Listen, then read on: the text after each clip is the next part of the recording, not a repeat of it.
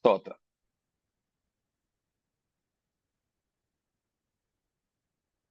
ദൈവതിരുനാമത്തെ വീണ്ടും സ്തുതിക്കുന്നു. എല്ലാ ദൈവമക്കൾക്കും കർത്താവിന്റെ ദാസന്മാർക്കും ഒരിക്കൽ കൂടെ വന്ദനങ്ങൾ. സ്തോത്രം.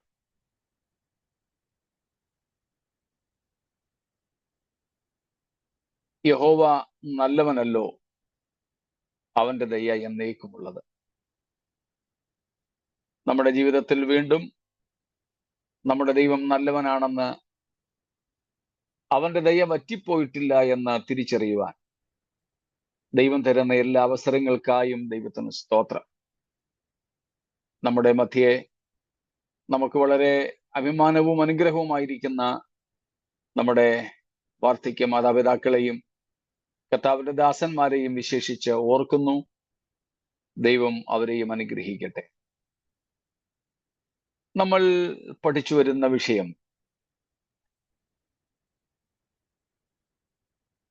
വെളിപ്പാട് പുസ്തകം 12-ാമത്തെ അധ്യായമാണല്ലോ. വെളിപ്പാട് പുസ്തകം 12-ാമത്തെ അധ്യായത്തിലെ 7 അടയാളങ്ങളിൽ ആദ്യത്തെ 2 അടയാളങ്ങളാണ് നാം നോക്കിക്കൊണ്ടിരുന്നത്. വെളിപ്പാട് പുസ്തകം 12-ന്റെ 1-ാമത്തെ വാക്യത്തിൽ സ്വർഗത്തിൽ ഒരു വലിയ അടയാളത്തെ കാണുന്നു. 2-ാമത് 3-ാം വാക്യത്തിൽ സ്വർഗത്തിൽ മറ്റൊരടയാളം കാണായി.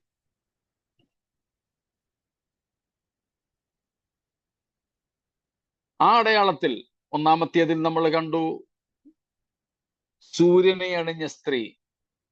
പല വ്യാഖ്യാനങ്ങൾ ഉണ്ടെങ്കിലും വേദപുസ്തകത്തിലെ ഇതര ഭാഗങ്ങളോട് യോജിക്കുന്ന വ്യാഖ്യാനം അത് ഇസ്രായേൽ ആണ് എന്നതാണ്. അതുകൊണ്ട് ആ സ്ത്രീയെ നമ്മൾ ഇസ്രായേൽ എന്ന് കണക്കാക്കും. ആ സ്ത്രീയുടെ മറ്റു ചില കാര്യങ്ങളൊക്കെ ഉണ്ട്, അത് താഴോട്ട് വരുമ്പോൾ നമുക്ക് മനസ്സിലാകും. 2-ാമത്തെ അടയാളം മഹാസർപ്പത്തിൻ്റെതാണ്. About the great dragon. അതിന്റെ 5-8 വിധമായ കാര്യങ്ങൾ ഇന്നലെ നമ്മൾ കാണുകയുണ്ടായി, ആവർത്തിക്കുന്നില്ല.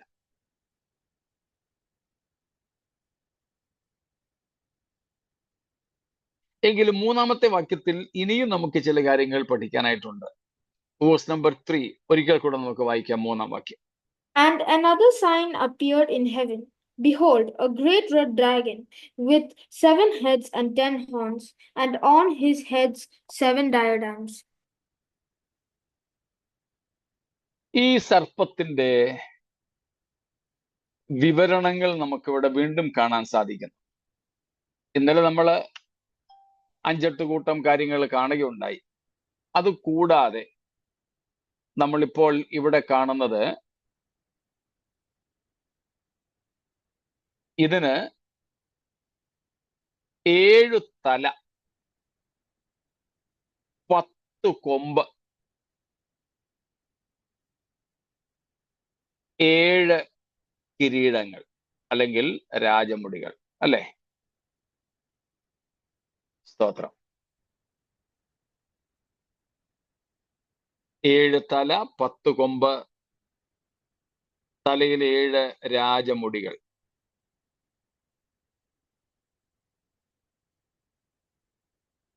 കണക്കങ്ങോട്ട് ഒക്കുന്നത് പോലെ തോന്നുന്നില്ല ഇവിടെ. തല 7ഉം കിരീടം 7ഉം കുഴപ്പമില്ല. 1:1 ഒന്നേ അനുപാതം ഒന്നുണ്ട്. പക്ഷേ കൊമ്പുകൾ 7 തലയിൽ 10 കൊമ്പുകൾ അത്ര അങ്ങോട്ട് ഒക്കുന്നതായി നമുക്ക് തോന്നുന്നില്ല.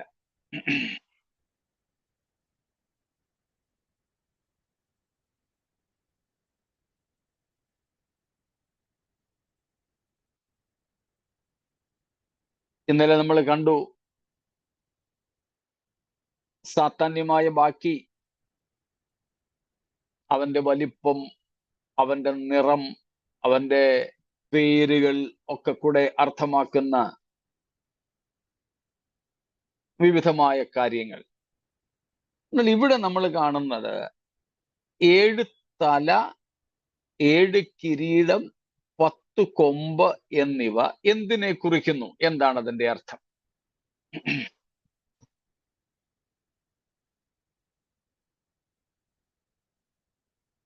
ഇതിനെ മൊത്തം കൂടെ പറഞ്ഞാൽ, തലയും കിരീടവും കൊമ്പുകളും അവയെ മൊത്തം കൂടെ പറഞ്ഞാൽ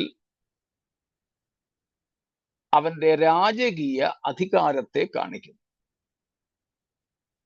മൊത്തം കൂടെ ഒറ്റ വാക്കിൽ പറഞ്ഞാൽ അവന്റെ രാജകീയ അധികാരത്തെ കാണിക്കുന്നു. The 7 heads, 7 crowns and 10 horns. They all together show the royal authority of the devil. Royal authority. His presumptive claims of royal authority. അവൻ ഉണ്ടെന്ന് അവകാശപ്പെടുന്ന, അവൻ വേണമെന്ന് ആഗ്രഹിക്കുന്ന രാജകീയ അധികാരങ്ങളുടെ ഒരു പ്രഖ്യാപനമാണ് അവിടെ.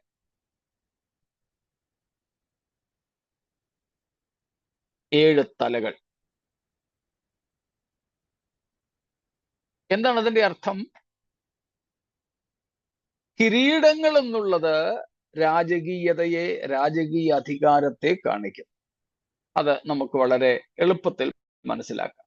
ദ ക്രൗൺസ്, ഡയാഡീംസ്, അത് അവന്റെ അധികാരത്തെ കാണിക്കുന്നതാണ്. 2 types of, otherwise 2 vocabularies are there to denote a crown. One is diadem, another is Stephanos.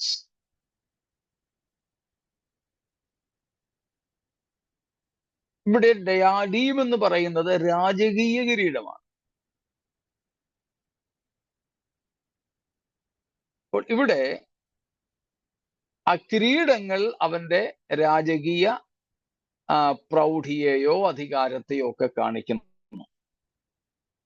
നമുക്കിത് പെട്ടെന്ന് മനസ്സിലാക്കാൻ വേണ്ടി 17-ാം അധ്യായത്തിലേക്കും കൂടെ ഒന്ന് പോകാം. 17-ാമത്തെ അധ്യായം, chapter 17.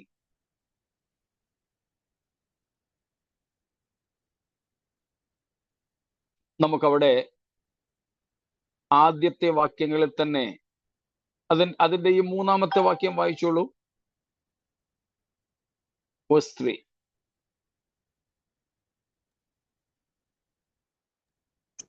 അവൻ എന്നെ ആത്മാവിൽ മരുഭൂമിയിലേക്ക് കൊണ്ടുപോയി.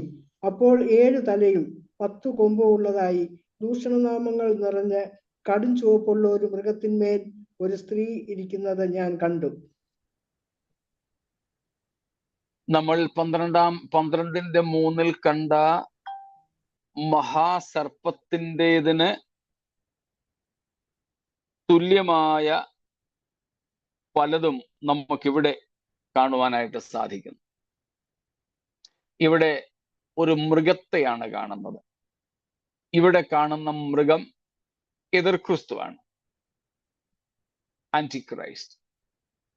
എതിർക്രിസ്തുവിനും 17-ാം അധ്യായത്തിലെ എതിർക്രിസ്തുവിനും 12-ാം അധ്യായത്തിലെ മഹാസർപ്പമായ സാത്താനും ഒത്തിരി സമാനതകളുണ്ട്, ഒത്തിരി സാമ്യങ്ങളുണ്ട്. നിറം കണ്ടോ രണ്ടിന്റെയും?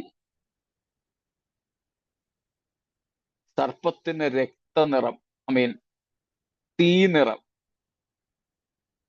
ഇവിടെ ഈ മൃഗത്തിന് കടും ചുവപ്പ്. ഒന്ന് തന്നെ.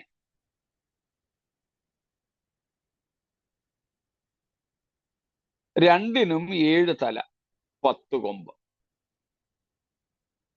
രണ്ടിനും 7 തലകൾ വീതമുണ്ട്, 10 കൊമ്പുകളുമുണ്ട്. കിരീടം രാജകീയ അധികാരമാണെന്ന് നമ്മൾ നേരത്തെ തന്നെ പഠിച്ചു. ഇനി എന്താണ് ഇതിന്റെ അർത്ഥം? അതിന്റെ 7-ാമത്തെ വാക്യം, അല്ലെങ്കിൽ 6 തൊട്ട് വായിച്ചോളൂ. 6ഉം 7ഉം ചേർത്ത് വായിച്ചു. വിശുദ്ധന്മാരുടെ രക്തവും യേശുവിന്റെ സാക്ഷികളുടെ രക്തവും കുടിച്ച് സ്ത്രീ മത്തയായിരിക്കുന്നത് ഞാൻ കണ്ടു. അവളെ കണ്ടിട്ട് അത്യന്തം ആശ്ചര്യപ്പെട്ടു. ദൂതൻ എന്നോട് പറഞ്ഞത്, നീ ആശ്ചര്യപ്പെടുന്നത് എന്ത്? ഈ സ്ത്രീയുടെയും 7 തലയും 10 കൊമ്പുമുള്ളതായി അവളെ ചുമക്കുന്ന മൃഗത്തിന്റെയും മർമ്മം ഞാൻ പറഞ്ഞു തരാം. നീ കണ്ട മൃഗമോ? കണ്ടോ? ഇവിടെ യോഹന്നാനോട് ഈ 7 തലകളുടെയും 10 കൊമ്പുകളുടെയും അർത്ഥം ദൂതൻ പറഞ്ഞു കൊടുക്കുകയാണ്. അതിൽ നമുക്ക് തൽക്കാലം മൃഗത്തെക്കുറിച്ച് വേണ്ട. അതാണ് 8-ാമത്തെ വാക്യം പറയുന്നത്. 9-ാമത്തെ വാക്യം വായിക്കാം.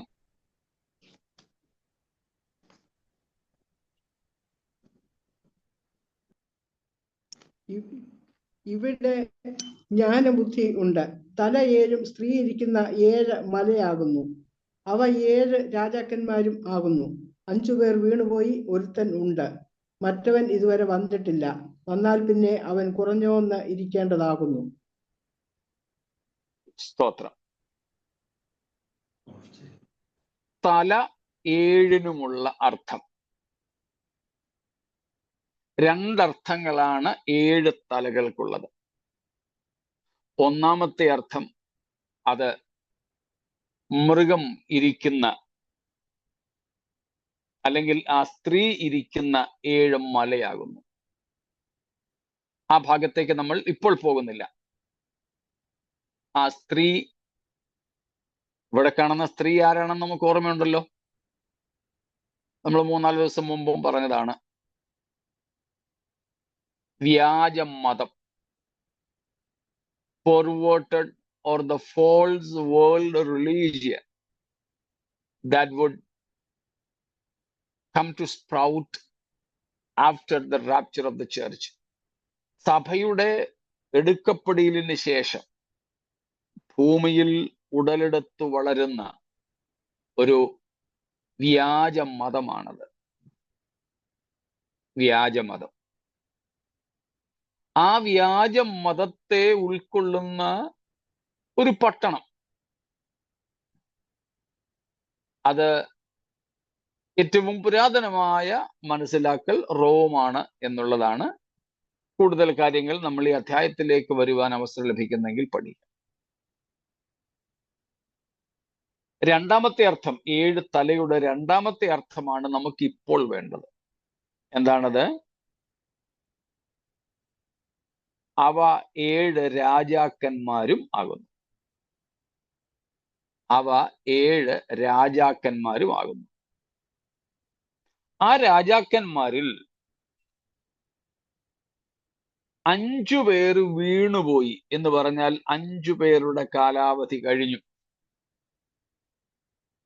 2, 6-ാമൻ ഇപ്പോൾ ഉണ്ട്, ഒരുത്തനുണ്ട്, മറ്റവൻ കുറഞ്ഞോന്ന് കഴിഞ്ഞിട്ട് വരും. അവൻ വരാനിരിക്കുന്നുള്ളൂ. അപ്പോൾ 7 തലകൾ, അതിന്റെ 2 അർത്ഥങ്ങൾ. 1, അതൊരു പട്ടണമാണ്. 2, അത് 7 രാജാക്കന്മാരാണ്. 7 രാജാക്കന്മാർ.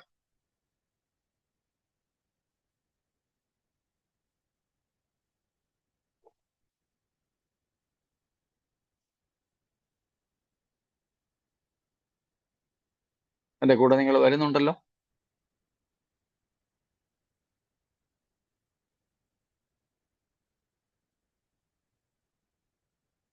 അനക്കൊന്നുമില്ല. എന്ത്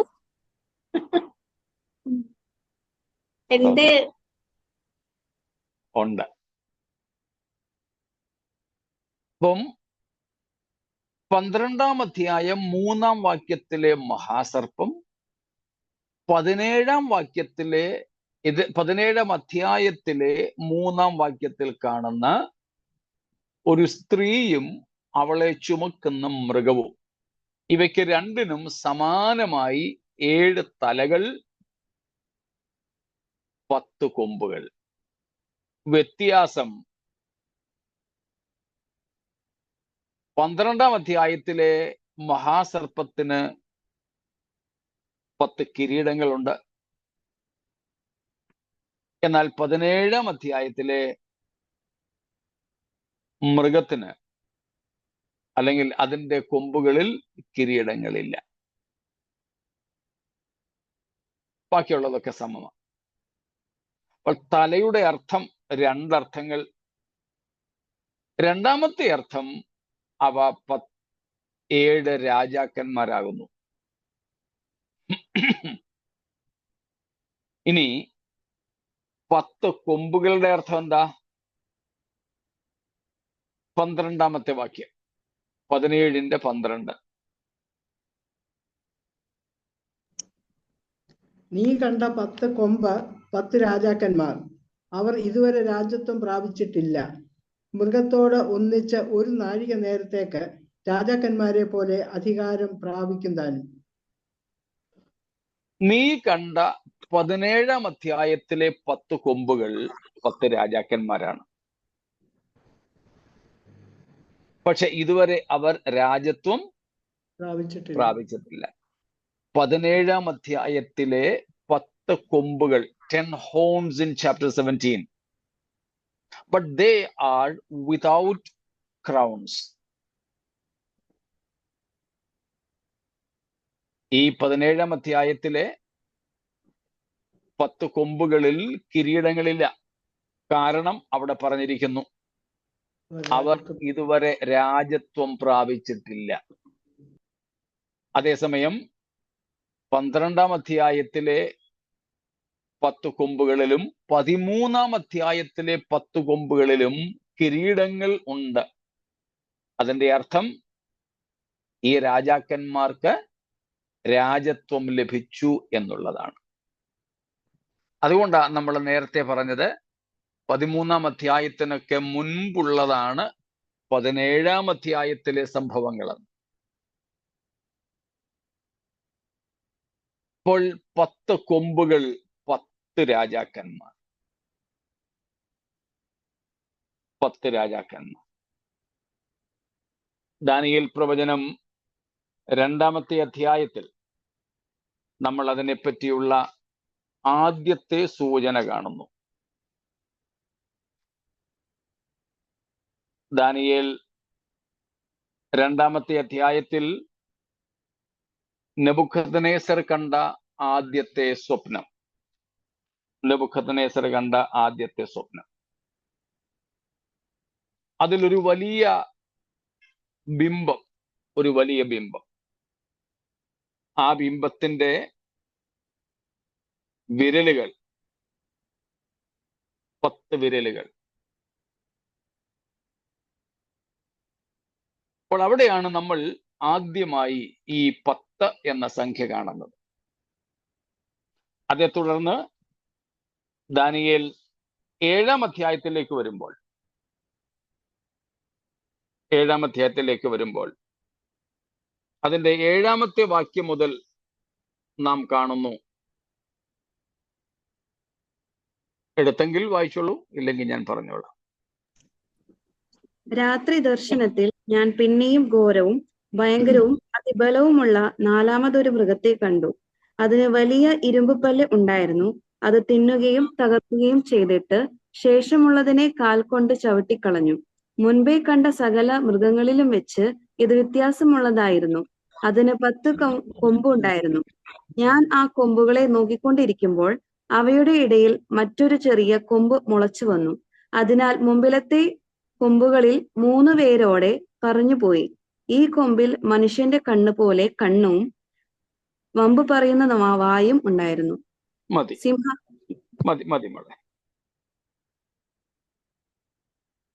ദാനിയേൽ 2-ാം അധ്യായത്തിലെ ബിംബത്തിന്റെ കാലുകൾക്ക് 10 വിരലുകൾ. ഇവിടെ 7-ാം അധ്യായത്തിലെ 4 മൃഗങ്ങൾ, അതിൽ 4-ാമത്തെ മൃഗത്തിന് 10 കൊമ്പുകൾ. മനസ്സിലാവുന്നുണ്ടല്ലോ? ദാനിയേൽ 2-ാം അധ്യായത്തിൽ നമ്മൾ കാണുന്ന കാൽപാദങ്ങൾ അത് ഏത് സാമ്രാജ്യത്തിൻ്റെതായിട്ടാണ് കാണുന്നത്?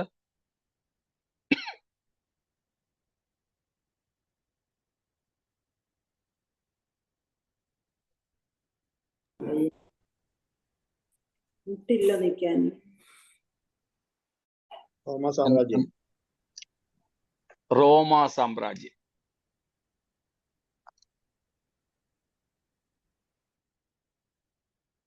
ദാനിയേൽ 2-ാം അധ്യായത്തിലെ ബിംബത്തിന്റെ കാൽപാദങ്ങൾക്ക് 10 വിരലുകൾ. അത് റോമാ സാമ്രാജ്യത്തിന്റെ അവസാന കാലഘട്ടങ്ങളിൽ ഉണ്ടാകുവാനിരിക്കുന്ന 10 രാജാക്കന്മാരെ കാണിക്കുന്നതാണ്. അതേപോലെ തന്നെയാണ് നാം 7-ാം അധ്യായത്തിന്റെ 7-ാമത്തെ വാക്യത്തിൽ കണ്ടത്. അവിടെ ഒരു മഹാമൃഗം, അവിടെയും 4 മൃഗങ്ങളെ കാണുന്നുണ്ട്. സിംഹം, മൃഗങ്ങൾ എന്ന് പറയുമ്പോൾ ഈ മൃഗങ്ങളോട് സാമ്യമുള്ളത്. സിംഹം, കരടി, പുള്ളിപ്പുലി. ആദ്യത്തെ 3 ഇത് 3. എന്നാൽ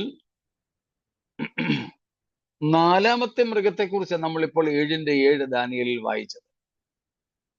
ദാനിയേൽ അങ്ങനെ ഒരു മൃഗത്തെ കണ്ടിട്ടില്ല, അതുകൊണ്ട് ഒരു പേരും അവിടെ ഇട്ടില്ല. എന്നാൽ ആ മൃഗത്തിന് 10 കൊമ്പുകൾ. ആ മൃഗം 4-ാമത്തെ മൃഗമാണ്. അതും ഏത് സാമ്രാജ്യത്തെ കുറിക്കുന്നു?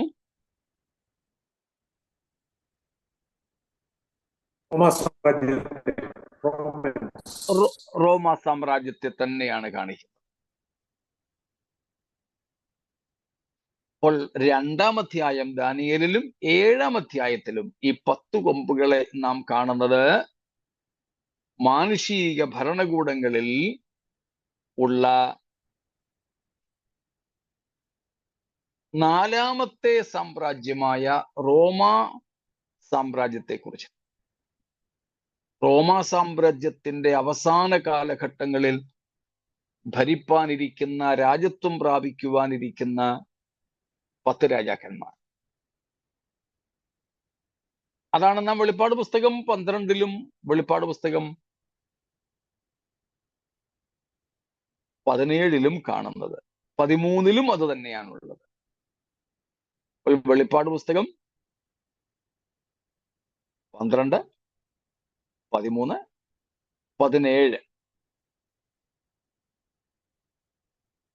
ഇവിടെയെല്ലാം നാം ഈ 10 കൊമ്പുകളെ കാണും. അവയെക്കുറിച്ച് വെളിപ്പാട് പുസ്തകത്തിൽ നമ്മൾ കണ്ടു. എന്താണ്? ഇവിടെ ഈ 10 രാജാക്കന്മാർ രാജ്യത്വം പ്രാപിച്ചിട്ടില്ല. രാജ്യത്വം പ്രാപിച്ചു കഴിഞ്ഞിട്ട് മൃഗത്തോടുകൂടെ അല്പസമയം ഭരണം നടത്തും. ഭരണം നടത്തുമെന്ന് പറഞ്ഞാൽ മൃഗത്തോടു കൂടെ അവരും കൂടെ ഒന്ന് സഹകരിക്കുമെന്നർത്ഥം. വേറെ ഒന്നും വേണ്ടല്ലോ, ഒരു ഫോട്ടോ കിട്ടിയാൽ മതിയല്ലോ. അതുപോലെ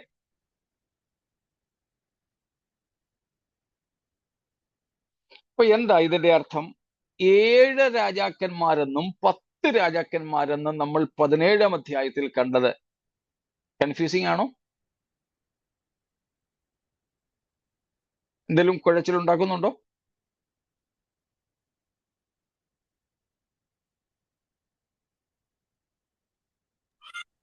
ഇല്ല ഇല്ല ഭാഷ ഇല്ല. ഇല്ല. 7ഉം 10ഉം തമ്മിൽ ക്ലാഷ് ഒന്നും ഇല്ലല്ലോ. അതിനെ കുറിച്ച് ഒന്ന് പറയണം. ഇല്ല, 7 രാജാക്കന്മാർ 7 രാജ്യങ്ങളെ അതില് 5 തീർന്നു, 6 ഇപ്പോഴുണ്ട്. ആ 7 മറ്റേത് ഇനി വരാനുള്ളതാ 10. അത് തമ്മിൽ ഉള്ള ഒരു ചെറിയ വ്യത്യാസമുണ്ട്. ആ വ്യത്യാസം, ഈ 7 രാജാക്കന്മാരെന്ന് പറഞ്ഞത് ആക്ച്വലി രാജാക്കന്മാരല്ല, രാജ്യങ്ങൾ അഥവാ സാമ്രാജ്യങ്ങളാണ്. 7 ലോക സാമ്രാജ്യങ്ങളെയാണ് വേദപുസ്തകം അവതരിപ്പിക്കുന്നത്. മിസ്രയീം അല്ലെങ്കിൽ ഈജിപ്റ്റ്, അസീറിയ അല്ലെങ്കിൽ അശൂർ, പിന്നെ ബാബിലോൺ, മെദ്യ പേർഷ്യ, 5ാമത് യവന സാമ്രാജ്യം, ഗ്രീക്ക്, അലക്സാണ്ടറിന്റെ, 6ാമത്തേത് റോമ സാമ്രാജ്യം, 7ാമത്തേത് വരുവാനിരിക്കുന്ന എതിർ ക്രിസ്തുവിന്റെ സാമ്രാജ്യം. ഇതാണ് 7 രാജാക്കന്മാർ. അതിൽ 5 പേര് വീണുപോയി. മിസ്രയീം, അശൂര്, ബാബിലോൺ, മേദ്യ പേർഷ്യ, ഗ്രീസ്. യോഹന്നാൻ ഈ ദർശനം കാണുമ്പോൾ 6ാമത്തെ ലോക സാമ്രാജ്യമായ റോമാണ് ഭരിക്കുന്നത്. 5 പേര് വീണുപോയി എന്ന് പറഞ്ഞാൽ ഈ 5 സാമ്രാജ്യങ്ങളും അസ്തമിച്ചു. ഈ 5 സാമ്രാജ്യങ്ങളും അസ്തമിച്ചു. യോഹന്നാൻ ഈ ദർശനം കാണുമ്പോൾ 6ാമത്തെ സാമ്രാജ്യമായ റോം ആണെന്നുള്ളത്. അതുകൊണ്ടാണ് പറഞ്ഞത് 5 പേര് വീണുപോയി, 6ാമൻ ഇപ്പോൾ ഉണ്ട്. എന്നിട്ടോ മറ്റവൻ ഇതുവരെ വന്നിട്ടില്ല. എതിർ ക്രിസ്തുവിന്റെ സാമ്രാജ്യം ഇതുവരെ വന്നിട്ടില്ല.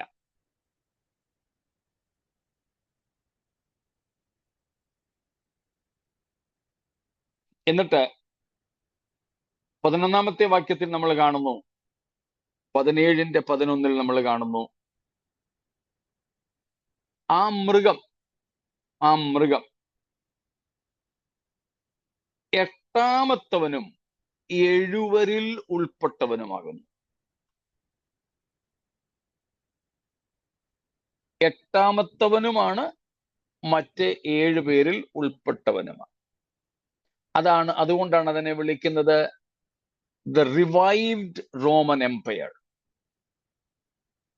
Roman Empire was already there, but it can also be considered a new one, 8th one. 8ാമത്തേതായും ഇത് പരിഗണിക്കപ്പെടാം. എന്തുകൊണ്ടെന്നാൽ ഉയർത്തെഴുന്നേറ്റ് വരുന്ന, പുനരുദ്ധരിക്കപ്പെടുന്ന റോമൻ സാമ്രാജ്യം എന്നാൽ നേരത്തെ ഉണ്ടായിരുന്നതുമാണത്. അപ്പോൾ 7 തലകൾ, 7 രാജാക്കന്മാർ എന്ന് പറയുമ്പോൾ രാജാക്കന്മാർ എന്നതിനേക്കാൾ സാമ്രാജ്യങ്ങൾ, രാജത്വങ്ങൾ, കിങ്ഡംസ് എന്ന് പറയുന്നതാണ് നമുക്ക് മനസ്സിലാക്കാൻ എളുപ്പം. എന്നാൽ അതായത് ഈ 7 രാജാക്കന്മാർ എന്ന് പറയുന്ന വ്യക്തികളല്ല. they are not individual kings. They are not individual kings. എന്നാൽ 10 കൊമ്പുകൾ എന്ന് പറയുന്ന രാജാക്കന്മാർ, 10 കൊമ്പുകൾ പ്രതിനിധീകരിക്കുന്ന രാജാക്കന്മാർ, they are individual kings. അവർ വ്യക്തികളാണ്. അവർ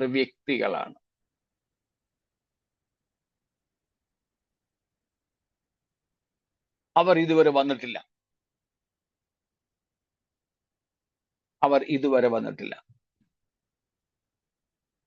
അവരെപ്പോൾ മാത്രമേ വരൂ? ആ 10 രാജാക്കന്മാർ എപ്പോൾ മാത്രമേ വരൂ? എതിർ ക്രിസ്തുവിന്റെ കൂടെ, അല്ലെങ്കിൽ എതിർ ക്രിസ്തുവിന്റെ മരണത്തിൽ. ആ സമയത്തെ വരികയുള്ളൂ. അതെ.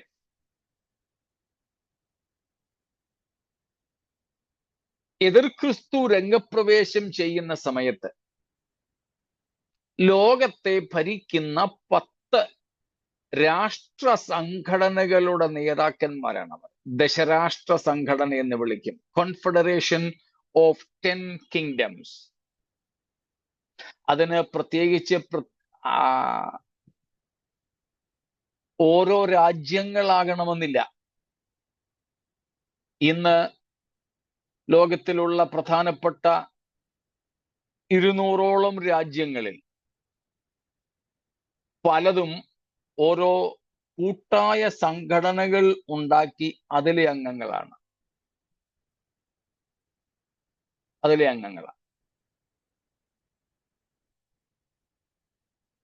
ഉദാഹരണത്തിന് സാർക്ക് രാജ്യങ്ങളുടെ സഖ്യം, GCC, യൂറോപ്യൻ യൂണിയൻ,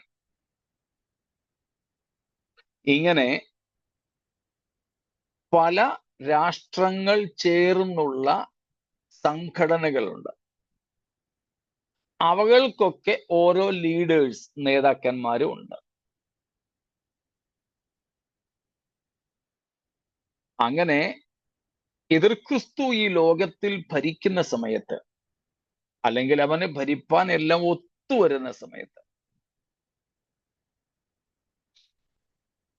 ഈ ഭൂമിയെ, ഈ ലോകത്തെ ഭരിക്കുന്നത് ഇങ്ങനെയുള്ള ദശരാഷ്ട്ര സംഘടനകളുടെ നേതാക്കന്മാരായിരിക്കും. എന്നാൽ അവർ പരാജിതരായി. പ്രശ്നങ്ങളെ അഭിമുഖീകരിക്കുവാൻ അവർക്ക് കഴിയാതെ വരും. മുമ്പ് നമ്മൾ പറഞ്ഞിട്ടുള്ളതുപോലെ പലതരത്തിലുള്ള പ്രശ്നങ്ങളുണ്ട്. സാമ്പത്തികമുണ്ട്, രാഷ്ട്രീയ പ്രശ്നങ്ങളുണ്ട്, പ്രകൃതിയുടെ പ്രശ്നങ്ങളുണ്ട്. ഇതിനൊന്നും പരിഹാരം കാണാൻ ഇവർക്കാർക്കും കഴിയില്ല. ഇപ്പോൾ തന്നെ ഇവിടെ മുംബൈയിൽ അതിശക്തമായ മഴയാണ്. മഴക്കാലത്ത് ഇതുപോലത്തെ ഒരു അന്തരീക്ഷം ഉണ്ടായിട്ടില്ല. അത്ര ശക്തമായ മഴ. രാവും പകലും ഇരുണ്ട് മൂടിക്കിടക്കും. ആൾക്കാർക്കൊക്കെ ആശങ്ക, എന്തോ ഒരു കാലാവസ്ഥാ വ്യതിയാനമാണോ? ഈ കാലാവസ്ഥാ വ്യതിയാനത്തെ നിയന്ത്രിക്കാൻ ലോകത്തിലെ ഏത് ഭരണകൂടത്തിനോ ഭരണകർത്താവിനോ കഴിയും? കഴിയില്ല.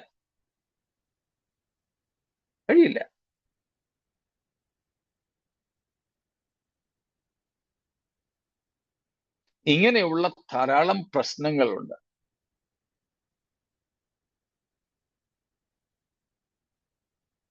നമ്മുടെ കൂട്ടത്തിലെ ഒരു സഹോദരൻ ഇന്നലെ ഞങ്ങൾ തമ്മിൽ കണ്ടു. മറ്റാരുമല്ല, നമ്മുടെ ഷിബു ബ്രദർ. ഇന്നലെ ഞാൻ അദ്ദേഹത്തിന്റെ വീട്ടിൽ പോയിരുന്നു. ഞങ്ങൾ ഇങ്ങനെ സംസാരിച്ചുകൊണ്ടിരിക്കുമ്പോൾ എന്നോട് ചോദിച്ചു, പാസ്റ്ററിന്റെ വാട്സപ്പിന്റെ സ്റ്റാറ്റസ് കണ്ടോ? ഞാൻ പറഞ്ഞില്ല. ഒന്ന് നോക്കാൻ പറഞ്ഞു. ഞാനത് നോക്കിയപ്പം ഒരു പ്രത്യേക സ്ഥലം,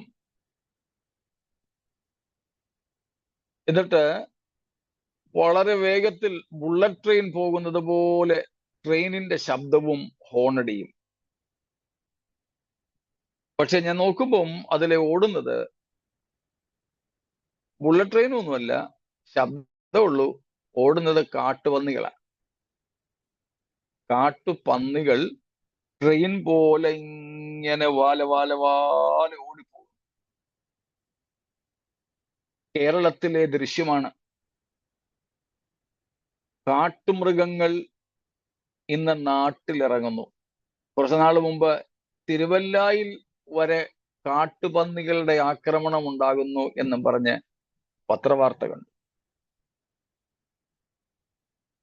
ഈ പ്രശ്നത്തിന് പരിഹാരം ഉണ്ടാക്കാൻ കോൺഗ്രസിനെ കൊണ്ട് പറ്റുമോ? BJP ഗവൺമെന്റിന് പറ്റുമോ? രാഹുൽ ഗാന്ധി വന്നാലും മോദി സാഹിബ് ഇരുന്നാലും നടക്കാൻ പോകുന്നില്ല. ഇങ്ങനെയുള്ള പ്രകൃതിദത്തമായ പ്രശ്നങ്ങൾ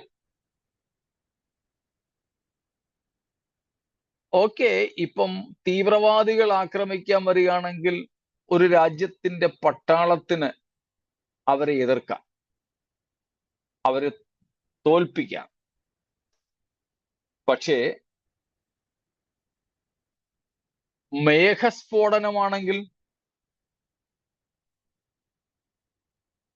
ബക്കറ്റിൽ നിന്ന് വെള്ളം ഒഴിക്കുന്നത് പോലെ മേഘത്തിൽ നിന്ന് വെള്ളം ഒരുമിച്ച് വീഴുകയാണെങ്കിൽ ഏത് പട്ടാളത്തിന് നിൽക്കാൻ പറ്റും, എതിർക്കാൻ പറ്റും?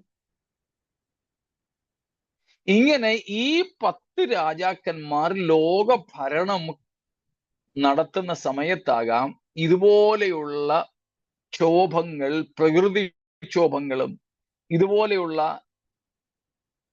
പ്രശ്നങ്ങളും അടിക്കടി വർദ്ധിച്ചിട്ട് അവർക്കൊരു ശകലം നേരം മുമ്പോട്ട് ഭരണം കൊണ്ടുപോകാൻ വയ്യാത്ത സ്ഥിതിയാവും.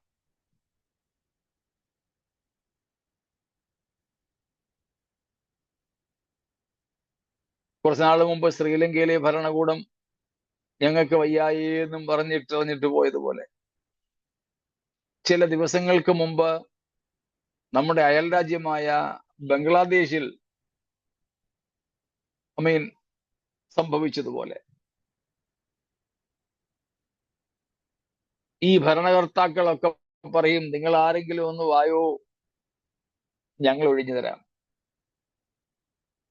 അങ്ങനെ ആ സമയത്ത് രാഷ്ട്രീയ അധികാരം കൈയാളാനുള്ള 10 ലോക നേതാക്കന്മാരാണ് ഇവിടെ കാണുന്ന 10 കൊമ്പുകൾ.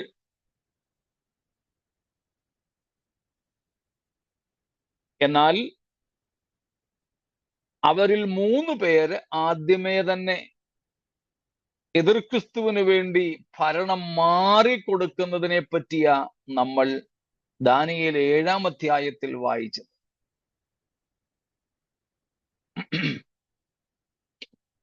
അപ്പോൾ ഈ മഹാസർപ്പത്തിന്റെ 7 തല, 7 കിരീടങ്ങൾ, 10 കൊമ്പുകൾ, അർത്ഥം വ്യക്തമായോ? എന്തെങ്കിലും വിശദീകരണം കൂടുതൽ വേണോ?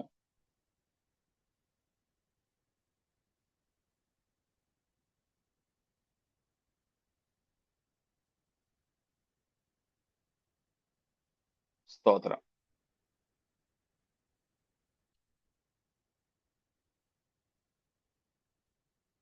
എസും നോയും ഒന്നും കേൾക്കുന്നില്ല. മൗനം എന്തിന് സമ്മതമാണോ?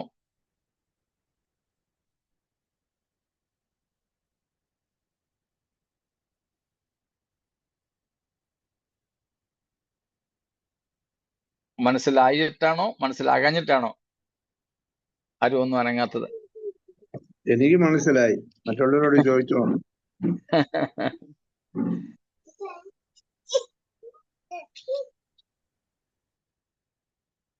സ്തോത്രം.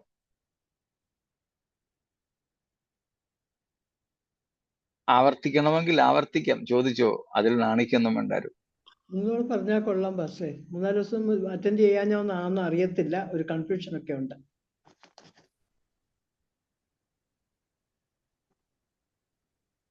മഹാസർപ്പത്തിന് ഉള്ള 3 വിശദീകരണങ്ങൾ, ബാക്കിയുള്ള പേരുകളും അവന്റെ രൂപങ്ങളുമൊക്കെ നമ്മൾ ഇന്നലെ പഠിച്ചു. 5-8 കൂട്ടം കാര്യം ഉണ്ടായിരുന്നു. ഇന്നലെ നമ്മൾ സ്പർശിക്കാഞ്ഞ 3 മേഖലകളാണ് മഹാസർപ്പം എന്ന് പറയുന്ന സാത്താന്റെ 7 തല, 7 കിരീടങ്ങൾ, 10 കൊമ്പുകൾ.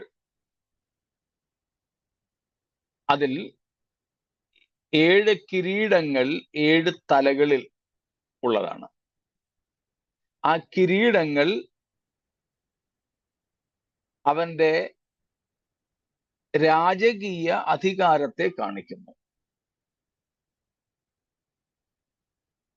അവന്റെ 7 തലകളും 10 കൊമ്പുകളും രാജാക്കന്മാരെ കാണിക്കുന്നു.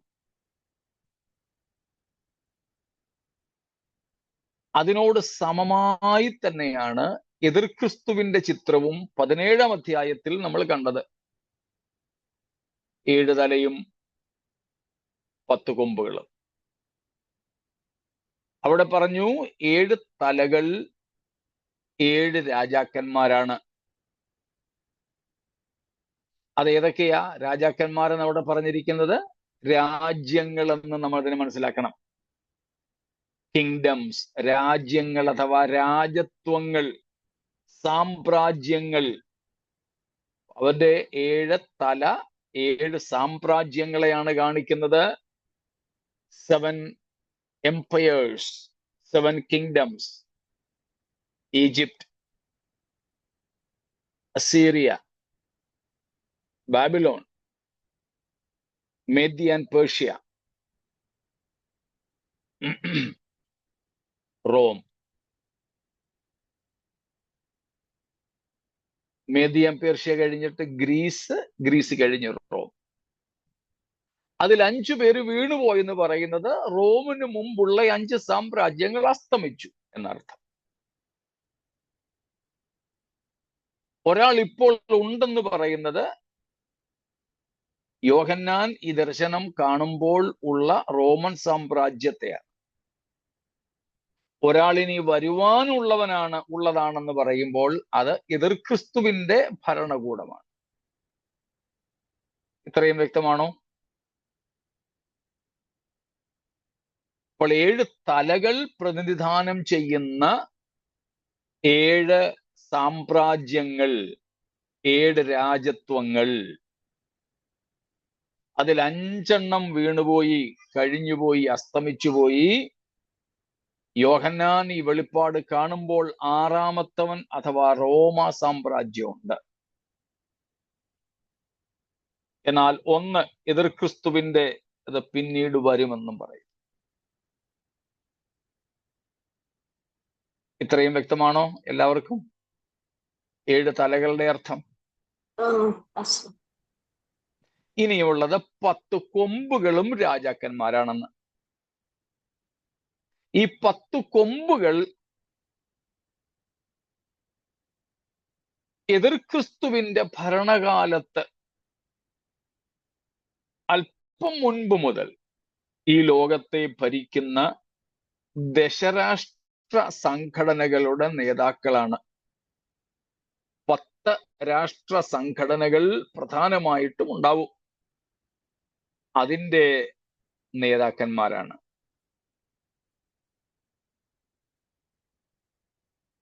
ദശരാഷ്ട്ര സംഘടന, കോൺഫെഡറേഷൻ ഓഫ് 10 കിങ്ഡംസ്. അല്ല, അത് ചില യൂറോപ്യൻ യൂണിയൻ പറഞ്ഞൊക്കെ ഒരു പടപ്പേര് ഉണ്ടായിരുന്നല്ലോ. യൂറോപ്യൻ യൂണിയൻ ആകാം, അതിലൊന്നാകാം യൂറോപ്യൻ യൂണിയൻ. ഈ 10-ൽ 1 യൂറോപ്യൻ യൂണിയൻ.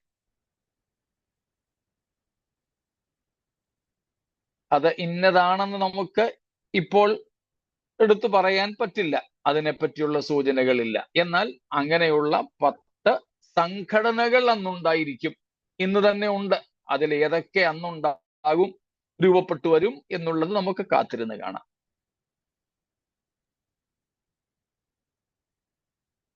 കാരണം പണ്ട് യൂറോപ്യൻ യൂണിയനിൽ 10 രാഷ്ട്രങ്ങളായിരുന്നു ഉണ്ടായിരുന്നത്. അന്ന് പറഞ്ഞു ഇവരാണ് അവര്. പിന്നീട് യൂറോപ്യൻ യൂണിയനിൽ രാഷ്ട്രങ്ങളുടെ എണ്ണം വർദ്ധിച്ചു. അപ്പോൾ പിന്നെ നേരത്തെ കൊടുത്ത വ്യാഖ്യാനം ഒക്കാതെ വരുന്നു. അതുകൊണ്ട് ഞാൻ മനസ്സിലാക്കുന്നത് യൂറോപ്യൻ യൂണിയൻ അതിലെ 1 ഏഷ്യൻ രാജ്യങ്ങളുടേതുണ്ട്, സൗത്ത് ഏഷ്യൻ രാജ്യങ്ങളുടേതുണ്ട്, അറേബ്യൻ രാജ്യങ്ങളുടേതുണ്ട്, പെട്രോൾ ഉൽപ്പാദിപ്പിക്കുന്ന രാജ്യങ്ങളുടേതുണ്ട്. ഇങ്ങനെ പല രാജ്യങ്ങളുടെ ഒരുമിച്ചുള്ള സംഘടനകളുണ്ട്. അവരിൽ പ്രധാനികളായ 10 പേരാണ് ഇവിടെ പറയുന്നത്. അത് വരാനിരിക്കുന്നതേ ഉള്ളൂ. അതുകൊണ്ടാണ് 17-ാം അധ്യായത്തിലെ 10 കൊമ്പുകളിൽ കിരീടമൊന്നും ഇല്ലാതിരിക്കുന്നതും 12-ാം അധ്യായത്തിലെയും 13-ാം അധ്യായത്തിലെയും കൊമ്പുകളിൽ കിരീടങ്ങൾ ഉള്ളതും.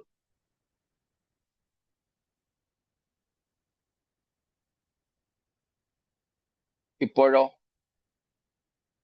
പക്ഷേ ഈ എതിർ ക്രിസ്തു സിറിയയിൽ നിന്നാകാൻ വരുന്നതെന്ന് ഒരു പഠിപ്പീരുണ്ട്. അതിനോട് എന്തെങ്കിലും നമുക്ക് അതിലേക്ക് വരാം. എതിർ ക്രിസ്തുവിനെ കുറിച്ച് നമുക്ക് ഒന്ന് മനസ്സിലാക്കാം. അന്നേരം അത് ഞാനൊക്കെ പറയാം.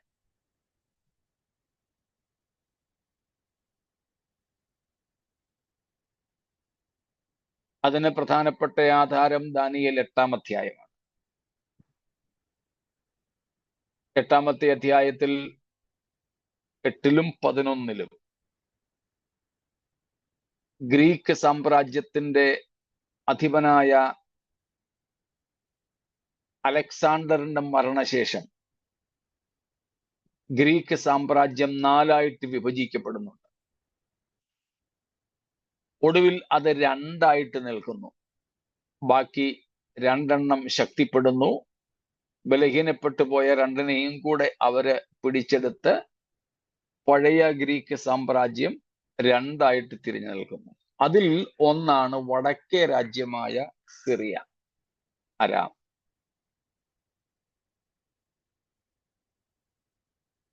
അവിടെ നിന്ന് ഒരു കൊച്ചു കൊമ്പ് മുളച്ചു വരുന്നതായിട്ട് 8-ാം അധ്യായത്തിൽ നമ്മൾ കാണുന്നതിൽ നിന്നുമാണ് സിറിയയിൽ നിന്നാകാം എതിർ ക്രിസ്തു വരുന്നത് എന്ന ഒരു ആശയം ഉള്ളത്.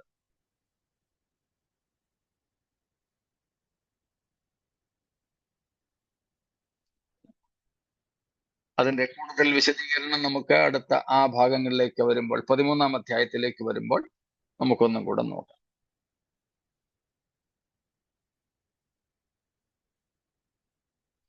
ഈ 12-ാം അധ്യായത്തിലെ കൊമ്പുകൾ തന്നെയല്ലേ ലാസ്റ്റിലെ കൊമ്പുകളും? ഈ 13-ലും 17-ലും കൊമ്പുകളെ രാജ്യങ്ങളല്ലേ? അതെ. പിന്നെ അതിന് കിരീടം 12-ാം അധ്യായത്തിലെ കൊമ്പുകൾക്ക് കിരീടമില്ല. 17-ാം അധ്യായത്തിലെ കൊമ്പുകൾക്ക് കിരീടമുണ്ട്. ഇല്ല, 17-ലെ കൊമ്പുകൾക്ക് കിരീടമില്ല. 12-ലെയും 13-ലെയും കൊമ്പുകൾക്ക് കിരീടമുണ്ട്.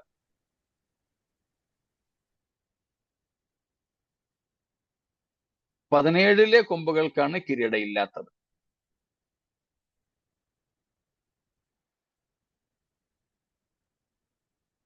കിരീടമില്ലെന്ന് പറഞ്ഞാൽ ഇതുവരെ അധികാരം പ്രാപിച്ചിട്ടില്ലെന്നല്ലേ എന്റെ അർത്ഥം? അതെ, രാജ്യത്വം, അല്ലെങ്കിൽ നമ്മുടെ സാധാരണ ഭാഷയിൽ പറഞ്ഞാൽ പട്ടാഭിഷേകം ഇതുവരെ നടന്നിട്ടില്ല. 17-ൽ നമ്മൾ വായിച്ചതുപോലെ, 17-ാം അധ്യായത്തിൽ വായിച്ചതുപോലെ അവർ വരാനിരിക്കുന്നതേ ഉള്ളൂ.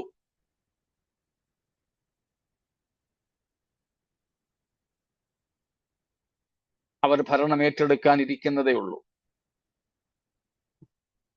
അവർ വന്നാൽ കുറഞ്ഞൂന്നിരിക്കേണ്ടതാകുന്നു. അല്പസമയത്തേക്ക് ഒരു ഭരണം ഏറ്റെടുത്താലും ഒത്തിരി കാലം ഒന്നും ഇരിക്കത്തില്ല, അല്പം കുറഞ്ഞൂന്ന്. ഈ കാലാവധി പൂർത്തിയാക്കാതെ രാജിവെച്ചു പോകുന്ന സർക്കാരുകളെ പോലെ. 3.5 വർഷം ഇരിക്കത്തില്ലേ? ഇല്ല, ആ രാജാക്കന്മാർ അല്പം ഇരിക്കുള്ളൂ. അല്ല, ഇതെല്ലാം കൊണ്ട് തീരണ്ടായി 3.5 അല്ലെങ്കിൽ 7.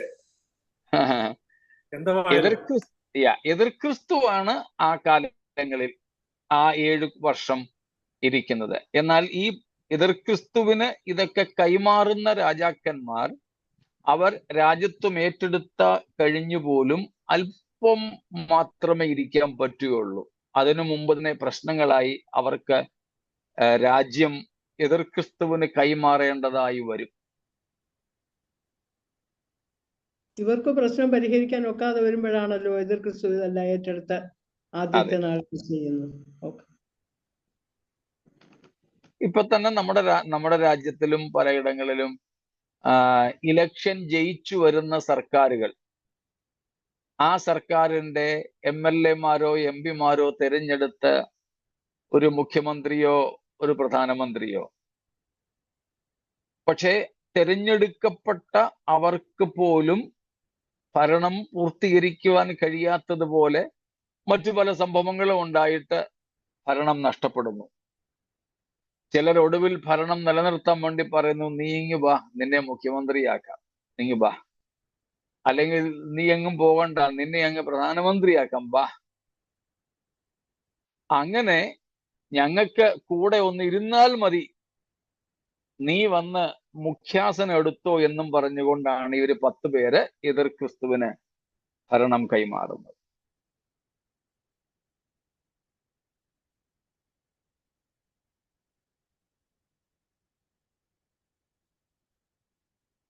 സ്തോത്രം. മറ്റൊന്നുമില്ലെങ്കിൽ നമുക്കിവിടെ നിർത്താം. മുമ്പൊരിക്കൽ പറഞ്ഞതുപോലെ ഇവിടെ ഏതൊരു ഭരണകർത്താവ് തെരഞ്ഞെടുക്കപ്പെട്ടു വന്നാലും കൊള്ളാം, പിടിച്ചടക്കി വന്നാലും കൊള്ളാം, സ്വസ്ഥതയോടെ ഭരിക്കുവാൻ അനുവദിക്കാത്ത ഒരു പ്രതിപക്ഷമുണ്ടാകും. എന്നാൽ ലോകത്തെ മുഴുവനും അടക്കി ഭരിക്കുന്ന രാജാധിരാജാവും കർത്താധികർത്താവുമായി നമ്മുടെ വാഴ്ത്തപ്പെട്ട കർത്താവ് ഈ ഭൂമിയിൽ നീതിയോടെ വാഴും. അന്ന് നാമും, നമ്മൾ പാട്ട് പാടാറുണ്ടല്ലോ, നീതിയോടെ രാജ്യഭാരമേൽപ്പാൻ ഭൂവിൽ വേഗം വരുന്ന നാമം. സ്തോത്രം. നാടുവാഴികളാം തൻ്റെ ശുദ്ധരുമായി ദാവീദിൻ സിംഹാസനത്തിൽ വാഴും നാമം. നാടുവാഴികളായി നമ്മുടെ കർത്താവിനോടുകൂടെ നാം ആയിരിക്കും വാഴുന്നത് എന്ന ബോധ്യം നമുക്കുണ്ടാകട്ടെ. സ്തോത്രം. ഇനി നാം നാടുവാഴികളല്ലെങ്കിൽ കൂടെ, സ്തോത്രം, നമ്മുടെ കർത്താവും നമ്മുടെ രക്ഷിതാവുമായവൻ, സ്തോത്രം, ഈ ലോകം ഭരിക്കുമ്പോൾ നമുക്കതെത്ര സന്തോഷ. Praise God. സ്തോത്രം. എത്ര സന്തോഷമാണ്. നമ്മൾ ആഗ്രഹിക്കുന്ന, നമ്മൾ ഇഷ്ടപ്പെടുന്ന ഒരു നേതാവ് ജയിച്ചു കഴിഞ്ഞാൽ, അയാൾ ഒരു മന്ത്രിയായാൽ, അയാൾ ഒരു മുഖ്യമന്ത്രിയായാൽ നമുക്കൊക്കെ എന്തോ ഒരു സന്തോഷമാണ്. അങ്ങനെയാണെങ്കിൽ നമ്മുടെ സ്വന്തം കർത്താവ്, നമ്മുടെ സ്വന്തം ചേട്ടൻ, സ്തോത്രം, ലോകഭരണം നടത്തുന്ന ആ മഹൽസുദനത്തിനായി നമുക്കും ഒരുങ്ങാം. കർത്താവിന്റെ വരവിനെ ബന്ധപ്പെടുത്തിക്കൊണ്ട് കാത്തിരിക്കാം. സ്തോത്രം. ആ ദിവസത്തിന്റെ വെളിപ്പാട് വേഗത്തിൽ സംഭവിക്കട്ടെ. അതിനായി നമ്മെ തന്നെ നമുക്ക് സമർപ്പിക്കാം. നമുക്ക് കർത്താവിനോട് പ്രാർത്ഥിക്കാം. ഈ വചനങ്ങളാൽ പ്രത്യാശയോടെ ജീവിക്കുവാൻ ദൈവം നമ്മെ ഇവരെയും സഹായിക്കുമാറാകട്ടെ. സ്തോത്രം.